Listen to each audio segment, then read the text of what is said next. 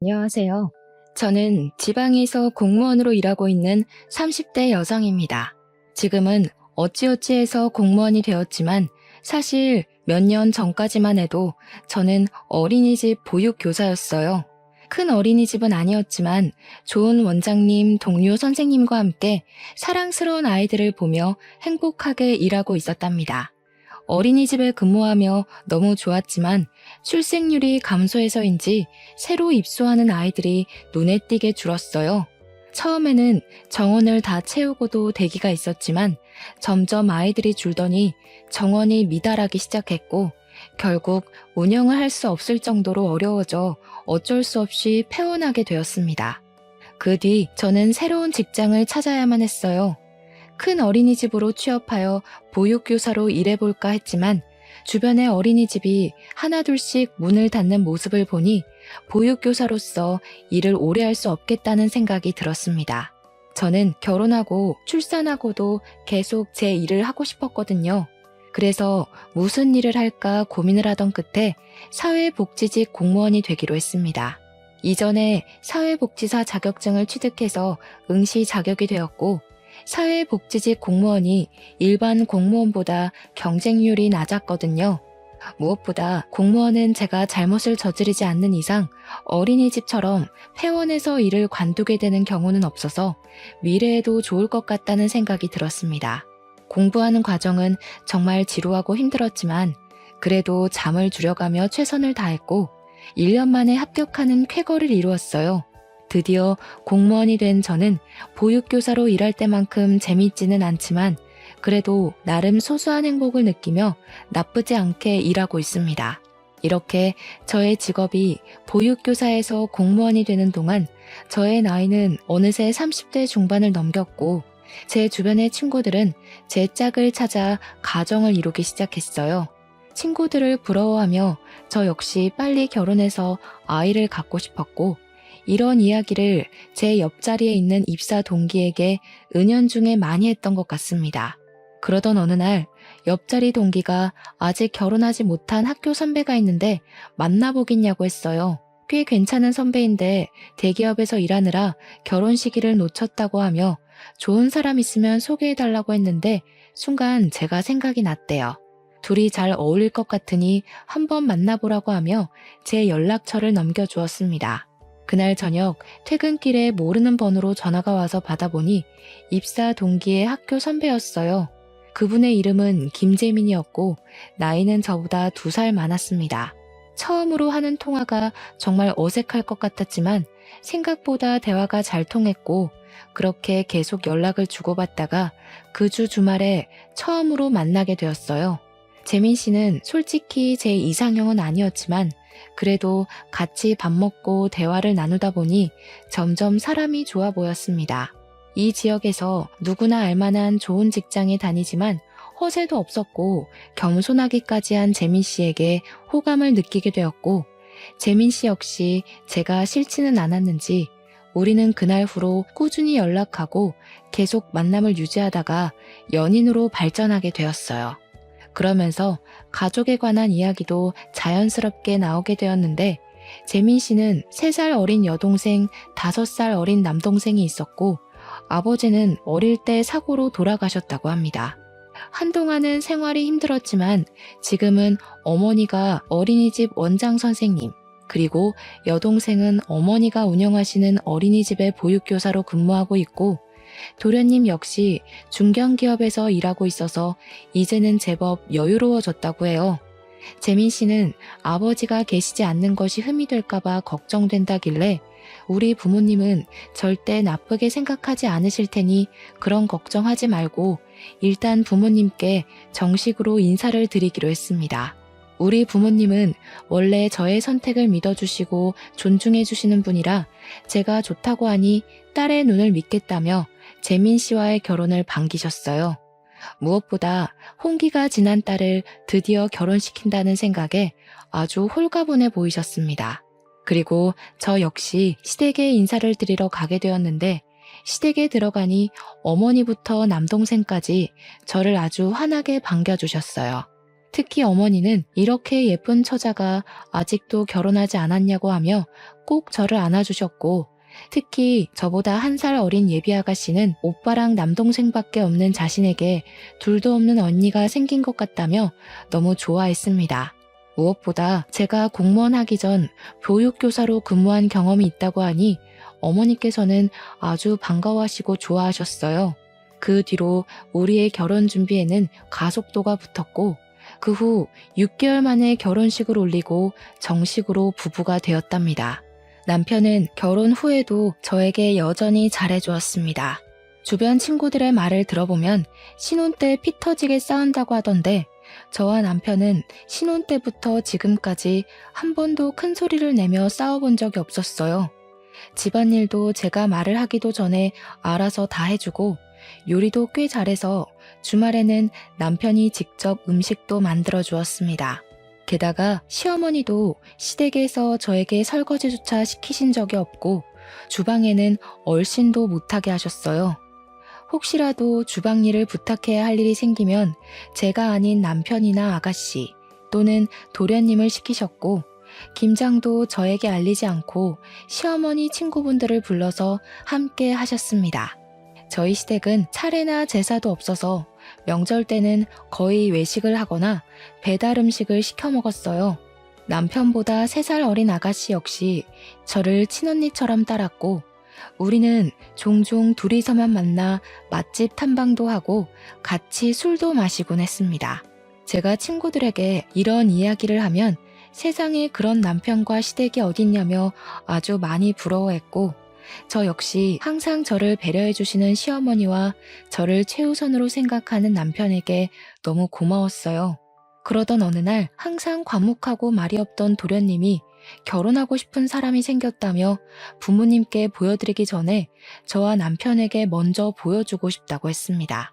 저는 사실 항상 말이 없는 도련님을 보며 여자를 만날 수 있겠나 싶었는데, 결혼하고 싶다고 하니 괜히 제가 다 자랑스럽고 기쁘더라고요.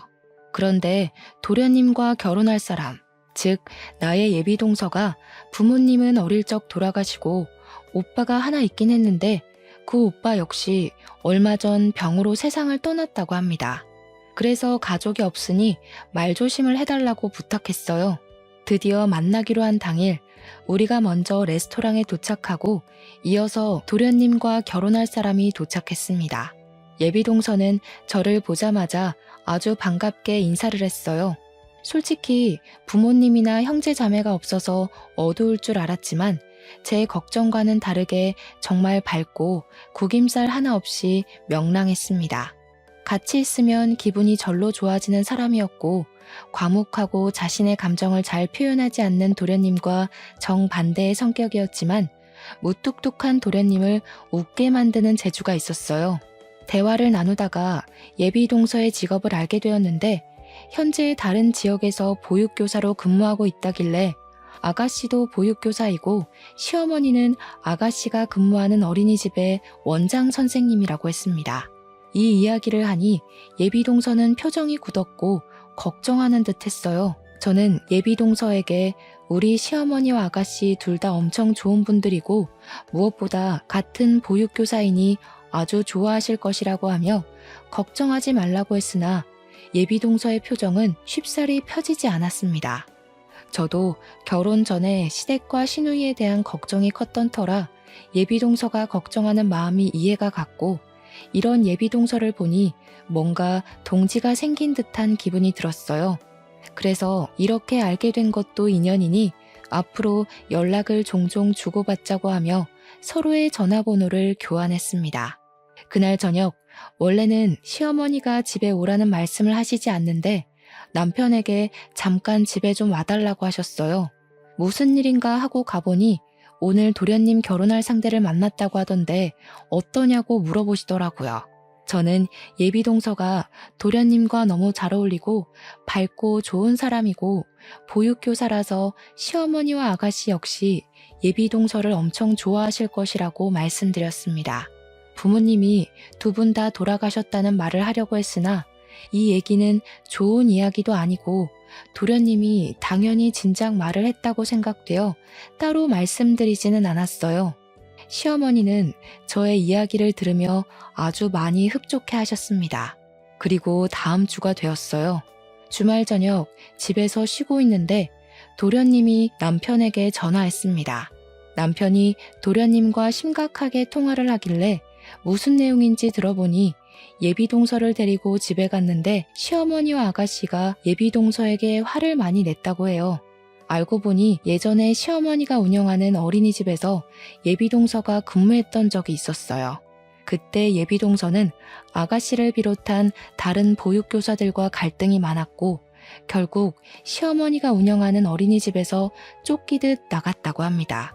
시어머니와 아가씨는 어린이집에서 얼마나 여우짓을 하고 편가르기를 하고 다녔는지 모른다고 하고 어떻게 성격도 좋지 않은 데다가 부모 형제도 없는 여자를 골라왔냐고 했대요. 하지만 도련님은 과거에는 그랬을지 몰라도 지금은 어린이집에서는 인정받으며 잘 지내고 있다고 했더니 시어머니는 그래도 고아라서 절대 안 된다고 하셨다는 겁니다. 그러나 도련님은 예비동서를 너무 사랑했고 결혼하지 않으면 죽을 것 같다고까지 이야기했어요. 도련님의 안타까운 사연에 저와 남편은 시댁에 가서 시어머니를 설득하기로 했습니다. 잠깐 보기는 했지만 예비동서가 여우짓을 하고 편가르기를 할 만큼 나쁜 사람처럼 보이지는 않았거든요. 오히려 힘든 집안 형편에서도 정말 밝았고 씩씩해 보였고 도련님과 너무 잘 어울렸어요.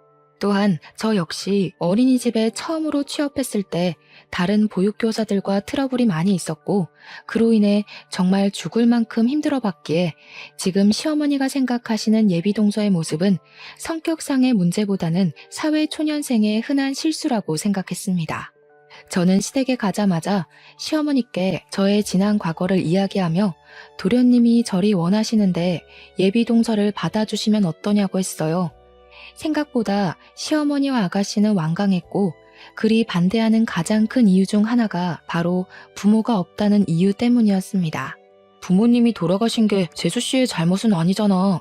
그리고 그렇게 따지고 들면 우리 집 역시 당당할 것 없지, 안 그래? 뭐가 당당할 게 없어? 우리 집 어디가 어때서? 우리 집도 아버지 안 계시잖아. 나중에 정혜가 결혼한다고 남자 데려왔는데 그 집에서 아버지 계시지 않는다고 반대할 수도 있는 거 아니야? 그리고 무엇보다 엄마는 어린 아이들을 돌보는 선생님인데 그런 사람이 부모 없다는 이유로 결혼을 반대한다는 게 말이 돼? 그래도 부모 없이 자란 사람을 우리 집 며느리로 들일 수는 없어. 게다가 예전에 우리 어린이집에서 근무할 때 얼마나 뒷말이 많았다고. 절대 안 돼.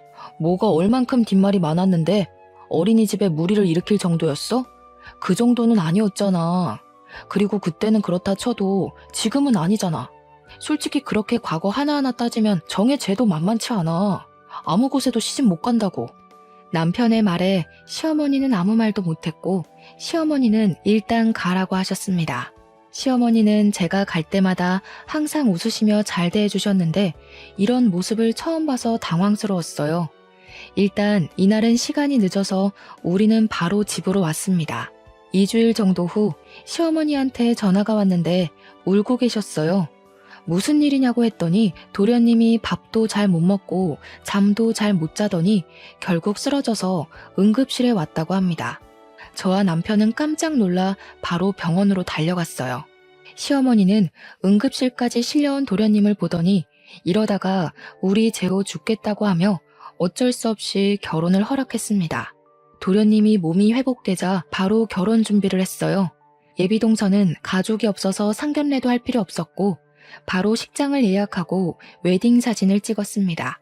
하루는 동사무소에서 근무하고 있는데 예비동서에게 연락이 왔어요.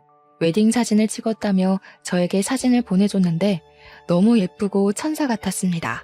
저는 잘 나왔다고 하며 이런저런 이야기를 하다가 결혼 준비는 어찌 되어 가는지 궁금해서 신혼집은 구했냐고 물었더니 합가하기로 했다는 거예요. 제가 시어머니 모시고 사는 게 쉬운 일이 아니고 어린이집 출근도 해야 하는데 힘들지 않겠냐고 했습니다. 그랬더니 예비동서는 어린이집은 거리가 멀어서 관뒀고 보육교사로 오래 일하면서 어머니들을 많이 상대해봐서 이제 어른들 상대하는 건 그리 어렵지 않다고 했어요.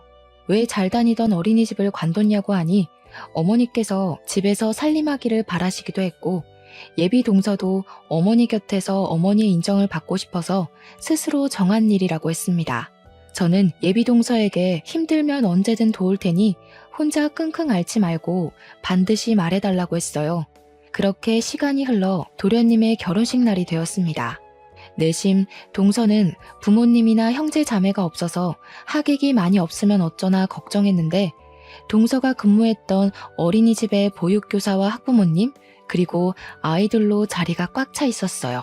심지어 어린이집 아이들이 동서의 결혼을 축하하며 깜찍한 노래와 율동을 하는데 그 모습을 보니 동서가 그동안 어린이집에서 아이들과 학부모님, 같이 일하는 동료 교사에게 아주 잘해왔다는 것을 알 수 있었습니다. 다들 동서의 결혼을 진심으로 축하했고 그 모습을 본 저와 남편은 사람을 잘못 본 것이 아니라고 확신했어요. 그러나 시어머니와 아가씨는 여전히 동서를 반기지 않는 표정이었습니다. 동서는 그런 시어머니의 눈치를 보느라 잔뜩 긴장한 얼굴이었고 그 모습을 보니 안쓰럽기까지 하더라고요. 이렇게 조마조마한 결혼식이 마치고 동서는 바로 시댁으로 가게 되었습니다. 저는 당연히 신혼여행을 갈 것으로 생각했는데 시어머니와 아가씨가 고아 주제에 무슨 신혼여행이냐며 가지 말라고 했대요. 그렇게 동서는 일생에 한 번뿐인 신혼여행도 가지 못하게 되었습니다. 다음 주 주말, 집에서 남편과 쉬다가 동서가 문득 생각나서 남편에게 시댁에 한번 가보자고 했어요. 시댁에 갔더니 역시 동서는 어머니와 아가씨에게 호된 시집살이를 당하고 있었습니다. 동서는 TV에서나 보던 것처럼 빨간 치마에 연두색 저고리 한복을 입고는 베란다 청소하고 있었어요. 그날은 한겨울로 날씨가 꽤 추웠고 베란다 역시 엄청 추웠습니다. 이렇게 추운 날 동서에게 한복을 입히고 베란다 청소를 시키고는 시어머니와 아가씨는 거실에서 TV를 보고 있었어요. 동서, 지금 뭐 하는 거예요? 베란다도 엄청 추울 텐데. 꼭 이렇게 추운 날 베란다 청소를 해야 해요? 불편한 한복까지 입고요. 너는 대학교도 나오고 부모님도 다 계셔서 결혼 전에 어른들을 모시는 법을 잘 배워왔겠지만 알다시피 쟤는 부모 형제 아무도 없는 고아잖니. 그래서 내가 지금 어른들을 모시는 법을 알려주는 중이란다. 신경 쓰지 마. 그런데 오늘 주말인데 무슨 일이니? 동서가 식구가 됐으니 친분 좀 쌓을까 하고 왔죠. 그런데 도련님은 어디 계세요? 재호는 오늘 먼 친척 결혼식이 있어서 지방에 보냈다. 우리 가족 중에 한 명은 가야 할 것 같은데 너나 재민이는 바쁠 것 같아서 그냥 재호만 보냈어. 그럼 동서도 같이 보내지 왜 도련님 혼자 보내셨어요? 쟤는 지금 집에서 며느리 교육 중인데 어떻게 보내니? 괜히 결혼식 갔다가 친척들한테 책 잡히면 어쩌려고. 너희들도 왔으니 같이 점심이나 먹어야겠다. 야, 한수진, 너 형님 왔잖아. 얼른 밥 차리지 않고 뭐해? 하여튼 눈치도 없고 행동도 느리고 아유, 내가 쟤 가르치려면 한참 멀었어. 내가 요새 이렇게 답답하게 살고 있단다. 동서는 베란다에서 청소하다가 시어머니의 말을 듣고 잽싸게 나왔습니다. 저와 눈인사를 하고 밥을 차리겠다고 하며 부엌으로 갔는데 얼마나 추웠는지 얼굴과 손이 빨개져 있었어요. 꽁꽁 언 손을 녹일 새도 없이 시어머니와 아가씨는 얼른 밥상을 차리라고 성화였고 저는 그런 동서가 안쓰러워 같이 부엌에서 일을 도우려고 했습니다. 그 모습을 본 아가씨는 굳이 언니까지 도울 필요 없다고 하며 제가 부엌에 가지 못하도록 극구 말렸어요. 아니요, 저도 이 집 며느리인데 같이 도와야죠. 동서랑 같이 밥을 차릴 테니까 기다리세요. 언니는 가실 필요 없다니까요. 올케는 지금 우리 집 가풍에 대해서 익히느라 혼자 해야만 해요. 야, 한수진, 빨리 똑바로 못해? 네가 못하니까 지금 언니가 가서 일한다는 거잖아. 좀 빨리 움직이라고. 네, 형님. 빨리 가서 밥 준비할게요. 동서, 그러지 말고 나랑 같이 해. 베란다에서 이 추위에 혼자 정리하고 청소하는 것도 힘들었을 텐데 밥은 내가 차릴게. 저는 동서를 따라 부엌으로 들어갔습니다. 동서는 혼자 불편한 한복을 입고 식사를 준비하느라 바빴고 저는 동서를 도와 밥상을 차렸어요. 동서에게 여기서 살만하냐고 물으니 조금 힘들기는 하지만 괜찮다고 하며 씩 웃어 보였으나 동서의 눈은 얼마나 피곤했는지 빨갛게 충혈이 되어 있고 입술은 다 부르터 있었습니다. 동서와 함께 이런저런 이야기를 나누며 같이 밥상을 차리고 다들 오시라고 불렀어요. 저는 평소에 앉던 대로 남편의 옆에 앉았습니다. 그런데 동서는 자리에 앉지 않고 옆에 서 있는 거예요. 왜 거기에 서 있냐고 하니까 원래 자신은 늦게 먹는다고 했습니다. 저는 그런 게 어디 있느냐고 하면서 얼른 자리에 앉으라고 했어요. 그랬더니 시어머니가 신경 쓰지 말라길래 그럼 저도 밥을 먹지 않겠다고 하고 동서 옆에 가서 서 있었습니다. 시어머니와 아가씨는 그러지 말고 그럼 오늘만 둘 다 앉아서 밥을 먹으라고 했어요. 동서도 자리에 앉고 우리 모두 다 같이 식사를 시작했습니다. 그날 밥 먹고 저녁까지 있다가 집에 왔는데 시어머니와 아가씨는 동서를 잠시도 쉬지 못하게 하는 것 같았어요. 나이도 어린 동서가 그렇게 당하고 사는 게 너무 안타까웠고 이제 별일 없으면 주말마다 시댁에 가서 동서를 도와줘야겠다고 생각했습니다. 그 뒤로 저는 매주 주말마다 시댁에 갔어요. 시어머니와 아가씨는 제가 가는 것을 아주 부담스러워하는 눈치였지만 동서는 제가 가면 너무 좋아했습니다. 저는 그러면서 동서와 더 많이 친해질 수 있었어요. 갈 때마다 시어머니와 아가씨는 아주 비정상적이라는 생각이 들 정도로 동서를 구박했습니다. 시어머니도 시어머니였지만 아가씨는 동서를 못 잡아먹어서 암달난 사람처럼 동서를 혼냈어요. 그래도 동서는 인상 한번 찌푸리지 않았고 저는 그런 동서가 참 대단하다고 생각했습니다. 도련님은 그때마다 동서의 편을 들어주기는 했지만 그러면 그럴수록 동서는 더 곤란해져 보였어요. 그러다가 설날이 일주일 앞으로 다가왔습니다. 원래 우리 시댁은 차례도 없고 제사도 없었어요. 그런데 시어머니가 이번에 며느리가 둘이나 생겼으니 갑자기 차례를 지내겠다고 했습니다. 그러면서 저에게 명절 연휴 첫째 날에 시어머니와 아가씨가 1박 2일로 호텔에 가서 쉴까 하는데 같이 가겠느냐고 했어요. 호텔이요? 명절날 차례 지내려면 음식 장만도 해야 하는데 어떻게 호텔에 가요? 언니는 참 한수진 있잖아요. 우리 집 가정부 한수진. 쟤 혼자 장만하면 되지. 뭔 걱정이에요? 굳이 우리까지 해야 해요? 우리는 제가 음식 다 차리면 그때 떡이나 먹으면 그만이에요. 글쎄요. 저는 그건 좀 아닌 것 같아서. 그냥 가족끼리 오붓하게 다녀오세요. 저와 동서는 며느리니까 집에서 음식 장만하고 있을게요. 희주도 같이 가지 그래. 못하러 부모도 없는 고아인 쟤를 그리 챙기고 감싸고 도니 너는? 아유, 우리 첫째 며느리는 진짜 심성도 좋아요. 저는 괜찮아요.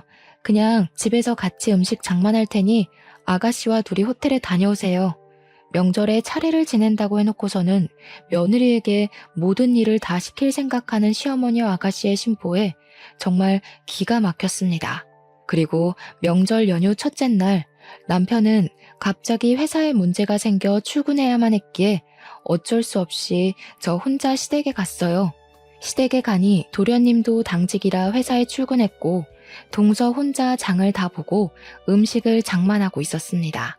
동서는 저를 보더니 같이 호텔에 가시지 왜 왔냐고 했어요. 제가 첫 명절인데 동서와 같이 있고 싶어서 왔다고 하니 너무 고맙다고 눈물까지 글썽였습니다. 저는 동서와 함께 전을 부치고 나물과 각종 음식을 하며 이야기를 나눴어요. 그러다가 동서가 자신이 살아온 이야기를 했습니다. 동서에게는 어릴 적 아버지가 술병을 들고 매일 소리 지른 기억밖에 없대요. 어머니는 그런 아버지에게 매일같이 맞고 눈이 멍든 채로 식당에 나가서 홀서빙에 설거지 등의 온갖 굳은 일을 다 하셨습니다. 그렇게 집안의 생계는 하나도 책임지지 않고 술만 드시며 돌아다니시던 아버지가 어느 날부터인가 갑자기 집에 오시지 않았는데 나중에 알고 보니 술 드시고 다니시다가 차에 치이셔서 돌아가셨다고 합니다. 아버지가 돌아가시고 나서 한 달 뒤 어머니께서는 이제야 좀 안 맞고 사나 했는데 갑자기 음식을 거의 드시지 못하시고 구토만 하시길래 병원에 가보니 위암 말기였대요. 당시 어머니는 수술할 형편도 되지 않았고 수술해도 완치 가능성이 희박하다고 하여 그냥 진통제만 먹으며 하루하루를 버티셨습니다. 그리고 얼마 뒤에 어머니도 돌아가셨어요. 그때 동서는 고작 초등학교 6학년이었습니다. 동서의 부모님이 다 돌아가시고 동서에게 남은 가족은 이제 오빠밖에 없었어요. 당시 고등학교 3학년이었던 오빠는 다니던 고등학교를 자퇴하고 공사판을 돌아다니며 돈을 모았습니다. 돈을 준다는 곳이 불법적인 곳만 아니면 어디든 다녔고, 그렇게 동서의 오빠는 동서의 학비와 생활비를 벌었어요. 그런데 동서가 고등학생 2학년 때 소위 일진이라고 불리는 아이들과 친구가 되었고, 그 친구들과 어울리며 동서는 클럽과 술집을 다니기 시작했습니다. 그때 클럽에서 만난 사람이 바로 아가씨였다고 해요. 당시 아가씨는 21살로 흔히들 말하는 클럽 죽순이었고, 동서는 아가씨를 만날 때마다 시비를 걸어서 클럽을 갈 때마다 싸웠다고 합니다. 하루는 싸움이 너무 커져서 둘이 경찰서까지 가게 되었는데, 그때 아가씨가 동서가 고등학생인 것을 알고 이를 더 키우진 않았지만, 그날 이후로 아가씨가 동서에게 돈을 요구하고 폭행도 하는 등 지독하게 괴롭혔다고 해요. 이렇게 동서가 당하고 있음을 알게 된 동서의 친오빠는 아가씨를 찾아가 제발 고등학교만 졸업할 수 있게 더는 건드리지 말아달라고 하며 아가씨 앞에 무릎을 꿇었습니다. 아가씨는 동서의 친오빠에게 이제 괴롭히지 않을 테니 돈을 가져오라고 했고, 친오빠는 무리해서 일하며 돈을 마련해서 아가씨에게 건네주었어요. 그렇게 돈을 받은 아가씨는 그 뒤로 동서를 더는 찾지 않았다고 합니다. 동서는 자신을 위해 무릎까지 꿇는 오빠를 보고 정신 차리고 더는 클럽에 가지 않았고, 무사히 고등학교를 졸업 후 1년 재수해서 대학교까지 가게 되었어요. 처음에는 취업이 잘 된다는 컴퓨터 공학과를 갔으나 취업하고 보니 너무 적성에 잘 맞지 않았다고 합니다. 평소에 아이들을 좋아했던 동서는 회사 다니며 보육교사 자격증을 취득했대요.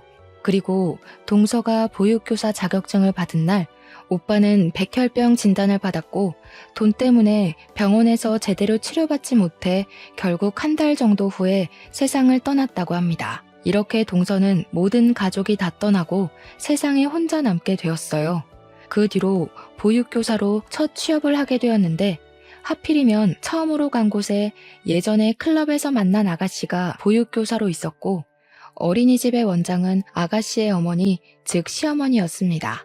동서가 먼저 아가씨를 알아보고 왜 여기 있냐고 물었고, 아가씨는 엄마가 어린이집 원장 선생님이라 뒤늦게 전문대학교 유아교육과 가서 이곳에서 일하고 있다고 했어요.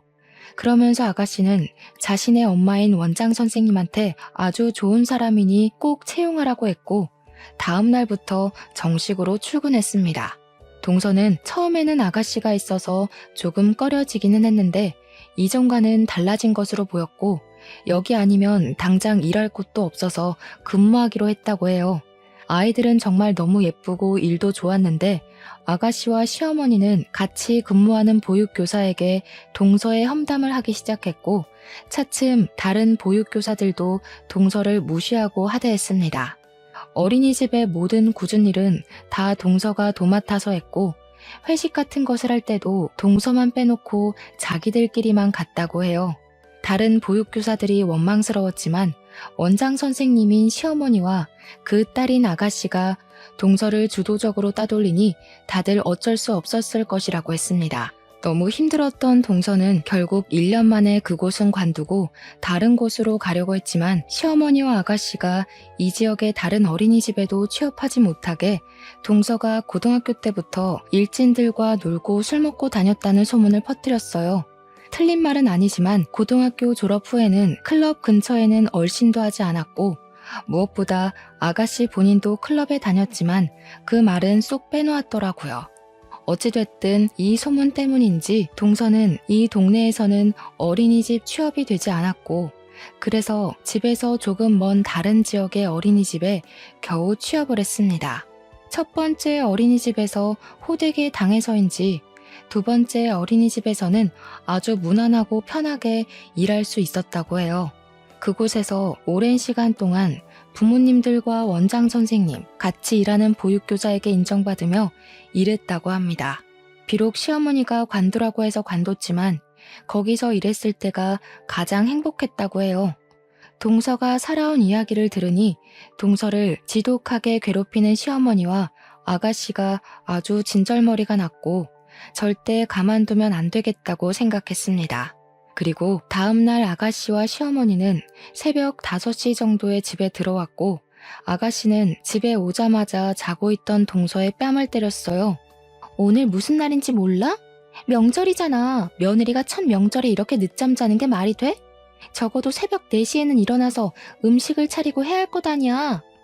자기는 호텔에서 쉬다 왔으면서 동서에게는 새벽부터 일어나 음식을 차리라는 아가씨의 모습에 화가 나서 제가 뭐라고 하려던 찰나 남편이 제 앞을 가로막았습니다.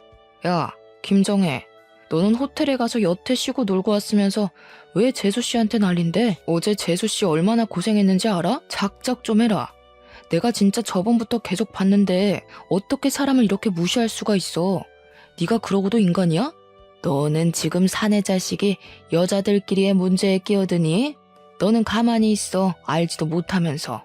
엄마도 그러는 거 아니야. 제가 저렇게 정신없이 설치고 다니면 엄마라도 말렸어야지. 엄마는 어른이 돼서 제가 저러는 걸 어떻게 가만히 두고 봐? 진짜 둘 다 너무하네. 그리고 재우 너도 정신 똑바로 차려. 너랑 평생 살 사람은 엄마가 아니라 네 옆에 있는 재수씨야. 알겠어? 재수씨, 너랑 결혼한 후로 하루하루 말라가는 거 안 보이냐? 지쳐가는 거 안 보이냐고. 정신 좀 차리고 살아. 남편은 제가 하고 싶었던 이야기를 속 시원하게 다 해주었고 동서는 남편의 말에 눈물을 흘리기 시작했어요. 어머니가 그동안 저한테는 잘해주셨지만 동서는 고아 출신이라는 이유로 항상 무시하셨죠. 그리고 부당한 시집살이까지 시키시고요. 그거는 얘가 젊은 시절에 클럽에 다녔다고 해서 혹시 결혼하고 나서도 그럴까봐 일부러 엄하게 한 거야. 얘가 고등학교 때부터 술, 담배하고 클럽에서 살며 이 남자 저 남자를 만나고 다녔단다.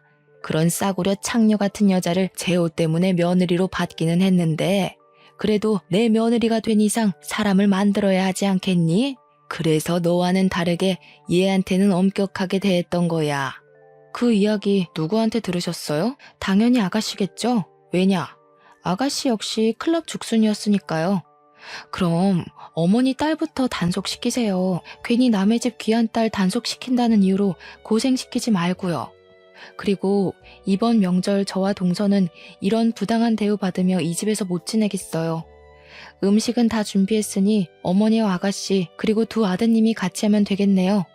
동서, 우리는 나가자. 뭐? 그럼 오늘 삼시세끼에 차례상은 누가 차리라고? 저는 이씨, 동서는 한씨인데 왜 우리가 김씨 조상의 차례상을 차립니까? 저희는 김씨 조상의 얼굴도 모르는걸요. 김씨 가문인 아가씨와 남편 도련님이 정성껏 차리시면 되겠네요.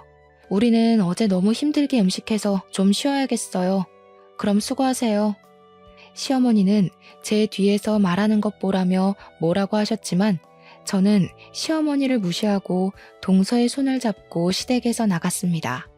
잠시 후 남편과 도련님도 우리를 따라 나오고 시어머니와 아가씨는 가지 말라고 난리가 났어요. 저는 동서와 함께 바로 제 친정집으로 갔고 남편은 도련님과 이야기한다며 우리 집으로 갔습니다. 부모님은 명절 당일 새벽같이 찾아온 저와 동서를 보며 무슨 일이냐고 물었고 저는 그동안 동서가 당한 모든 일을 다 말씀드렸어요. 엄마는 시어머니가 그런 사람인지 몰랐다고 하시며 동서에게 이제 명절날마다 여기가 친정이라 생각하고 같이 오라고 하셨습니다. 이렇게 저와 동서는 친정에서 하룻밤 자고 다음날 우리 집으로 향했어요. 집에 가보니 우리 집에 도련님과 동서의 짐이 있었습니다. 이게 무슨 짐이냐고 했더니 도련님이 분가하기로 했다면서 집 구할 때까지만 같이 살자고 했어요. 우리가 사는 집은 방 3칸짜리였고 마침 방 하나는 비어 있어서 그 방을 내어주며 당분간 저와 남편 그리고 도련님과 동서가 함께 지내기로 했습니다. 그렇게 산 지 6개월 정도 지났어요. 사실 도련님과 동서는 빨리 나가려고 했으나 도련님의 회사와 우리 집이 가깝기도 했고 넷이 같이 있는 시간이 너무 좋아서 나가려는 것을 붙잡았습니다. 6개월이라는 짧지는 않은 시간 동안 우리 넷은 조금 불편하기는 해도 싸우거나 감정이 상할 일은 없었어요. 그러던 어느 날 시어머니에게 연락이 왔습니다.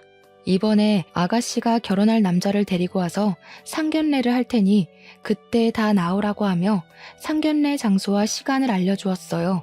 우리는 굳이 가고 싶지 않았지만 그래도 아가씨가 결혼한다고 하니 어떤 사람과 하는지 궁금해서 상견례장에 가겠다고 했습니다. 아가씨의 상견례 날이 되었어요. 음식점 이름만 들어서 몰랐는데 막상 가보니 꽤 비싸고 좋은 한정식 집이었습니다. 예약된 곳으로 들어가 보니 아가씨와 결혼할 남자 측 가족들이 이미 와 있었는데 아가씨의 시아버지 되실 분이 바로 저의 직장 상사였어요. 이분은 우리 동사무소에서 부자 집안으로 소문나 있고 인성도 꽤 좋으신 분이었습니다. 아가씨의 예비 시아버지는 저를 보더니 우리 이렇게 사돈이 되느냐며 아주 많이 반가워했고 아가씨의 상견례는 화기애애하게 시작되었어요. 한창 이야기를 주고받다가 아가씨의 예비 시아버지가 저에게 아가씨는 집에서 어떠냐고 물어보셨습니다. 아가씨요? 집에서 저한테 아주 잘 대해주세요. 인성도 좋고 말도 재밌게 잘하고 아주 좋은 사람이에요. 그런데 제 동서한테는 참 까칠하더라고요. 왜 그런가 하고 봤더니 동서가 부모님이 계시지 않고 젊었을 때 클럽에 다녔다는 이유로 그리 구박을 해대더라고요. 저는 다행히 부모님 두 분 다 살아계시지만 제가 동서처럼 아버지가 계시지 않거나 두 분 다 안 계셨다면 아마 저도 같은 취급 당했겠죠? 그리고 아가씨 역시 20대 때 열심히 클럽에 다니셨던데 아가씨는 젊을 때 클럽에 다녀도 되지만 우리 동서는 클럽에 다니면 안 됐었나 봐요. 아, 지금 상견례를 하고 있는데 아가씨가 클럽 다니며 이 남자 저 남자 만났던 이야기는 하면 안 되는 거였나? 젊을 때야 뭐 다 그러죠. 다 이해하시죠? 아, 그리고 우리 아가씨는 정말 어른 공경을 잘해요. 저번 설 때는 동서가 새벽 5시에 잠자고 있었다고 아가씨가 동서의 뺨을 때리더라고요. 며느리가 첫 명절에 늦잠 잤다면서요. 저도 사실 그때 정신없이 자고 있었는데 잠이 확 깨더라고요. 아마 아가씨 결혼하면 시댁에 엄청 잘할 겁니다.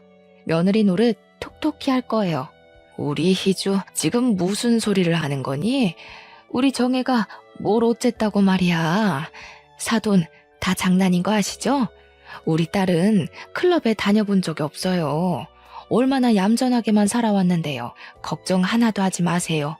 제가 우리 정혜를 얼마나 곱게 키웠는데요. 시어머니는 저의 폭탄 발언에 뒤늦게 뒷수습을 하려고 했지만 이미 아가씨의 예비 시부모님들은 표정이 굳어 있었고 상견례장 분위기는 얼음판처럼 싸해졌습니다. 바로 상견례는 마무리되었고 아가씨의 예비 남편 가족들이 나가자마자 시어머니와 아가씨는 제 머리채를 붙잡았어요. 너 미쳤냐? 그래도 공무원이라고 오냐오냐 해줬더니만 이게 아주 하늘 끝까지 기어오르려고 하네. 이게 지금 얼마짜리 판인데 네가 끼어들어? 이러다가 우리 정혜 결혼 못하면 어찌할 거야? 저 집이 어떤 집인 줄이나 알아? 언니는 그냥 조용히 입이나 닥치고 있을 것이지. 왜 눈치 없이 주둥이를 나불거려서 내 앞길을 막아요? 진짜 제정신 아니네. 한수진 전현이랑 어울리더니 이제 정신줄 나버렸어요? 시어머니와 아가씨는 나가자마자 저를 죽일 듯한 눈빛으로 저에게 욕설을 퍼부었습니다. 그때 나갔던 아가씨의 예비 남편과 예비 시부모님이 다시 들어왔어요. 아가씨의 예비 시어머니가 핸드폰을 테이블에 두고 가서 찾으러 온 것이었습니다. 이로 인해 아가씨의 예비 남편은 아가씨가 욕설하고 제 머리채를 붙잡은 모습을 다 보게 되었어요. 너 원래 인성이 있던 사람이었구나.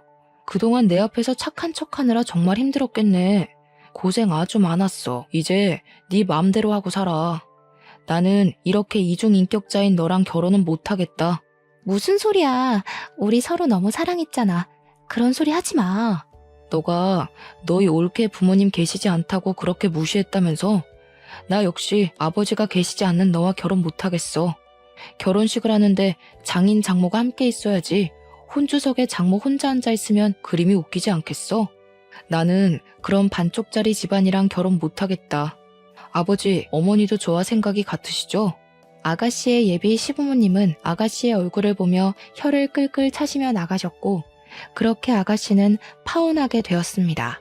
그 뒤로 아가씨는 저 때문에 파혼하게 됐다며 저를 때리고 제 머리채를 잡아 흔들었고, 결국 직원의 제지로 식당에서 쫓겨났어요.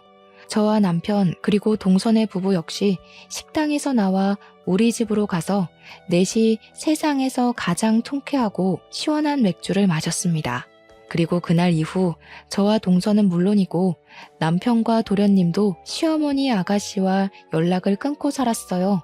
그 뒤로 동선의 부부는 이제 더는 얹혀 살 수 없다며 우리 집 근처로 이사했고, 우리는 여전히 서로의 집으로 가며 허물없이 지내고 있습니다. 그리고 시어머니와 아가씨는 상견례 날 식당에서 제 머리채를 잡은 동영상이 지역 맘카페에 퍼지면서 모든 신상이 털렸고, 현재 시어머니가 운영하는 어린이집 엄마들 사이에도 소문이 나서 이런 선생 밑에서 아이들이 무엇을 배우겠냐며 다들 퇴소했어요.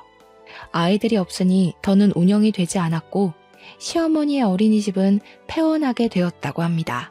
당장 밥줄이 끊겨서 힘들어진 시어머니와 아가씨는 결국 집을 팔고 아직 집을 구하지 못해 모텔에서 지내고 있다고 해요. 그리고 동서는 다시 보육교사로 취업해서 동서가 사랑하는 아이들을 보며 아주 행복하게 일하고 있어요. 물론 다른 보육교사들과 언니 동생하며 아주 잘 지내고 있답니다. 지금까지 힘들게 살았지만 주변 사람들에게 싹싹하고 밝게 지내는 동서를 통해 저는 많은 것들을 보고 배워요. 저보다 나이는 어리지만 배울 것이 많아 인생 선배 같은 동서를 만나서 너무 요새는 행복하답니다. 이제는 동서가 지난 아픈 과거는 다 잊어버리고 자신의 꿈 펼치며 행복하게 살았으면 좋겠네요. 저의 이야기는 여기까지입니다. 지금까지 들어주셔서 감사합니다. 모두 편안한 하루 되세요.